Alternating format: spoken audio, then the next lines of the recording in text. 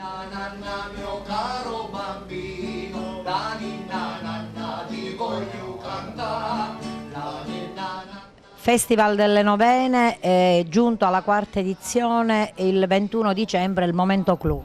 Sì, quest'anno il Festival delle Novene ve lo proponiamo veramente in maniera fantastica, perché fino ad ora lo abbiamo fatto un po' in maniera casereccia, mentre quest'anno con l'aiuto del regista Nenè Sciortino, grande maestro, e con l'aiuto di Cesare Lima e delle stuzzicherie, sicuramente faremo qualcosa di ottimo per la città, ma soprattutto per il centro storico di Agrigento. Vi ricordo sempre che le nostre non sono solo feste ma anche proteste, lo facciamo non per guadagnarci, perché è tutto gratuito, comprese le degustazioni, lo facciamo per la rinascita del nostro centro storico, solo così lo possiamo salvare.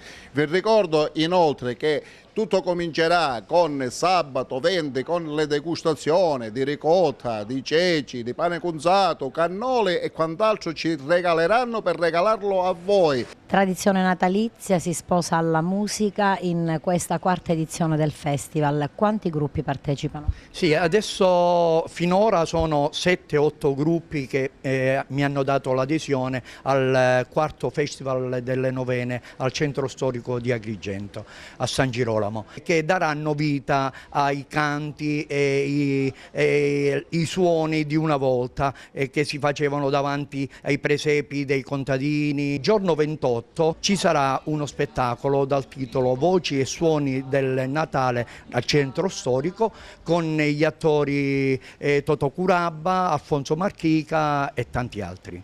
In questo momento di crisi economica il Natale, il piacere della festa viene anche realizzato attraverso la collaborazione di privati. Sì, come dice lei, visto che gli enti pubblici oggi sono carenti di fondi per da poter elargire all'organizzazione di questi eventi natalizi, Mario Gallo mi ha coinvolto e attraverso le mie attività commerciali che ho sto dando una mano sponsorizzando economicamente queste iniziative che sono veramente di grande successo.